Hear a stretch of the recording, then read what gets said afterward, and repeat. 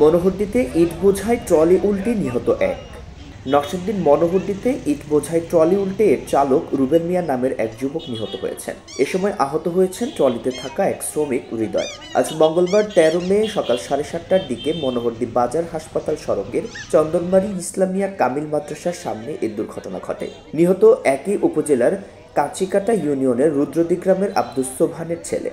আহত ব্যক্তি বেলাব উপজেলার টঙ্গীরটেক গ্রামের আবু তাহেরের ছেলে। স্থানীয়রা জানান, চালক রুবেল ইট বোঝাই ট্রলি নিয়ে মনোহরদী বাজারের দিকে আসছিলেন। চন্দনবাড়ি ইসলামিয়া কামিল মাদ্রাসার সামনে পৌঁছলে নিয়ন্ত্রণ হারিয়ে ট্রলির ইঞ্জিন সামনের অংশ উল্টে যায়। এতে চালক রুবেল ইঞ্জিনের নিচে চাপা পড়ে ঘটনাস্থলেই মারা যান।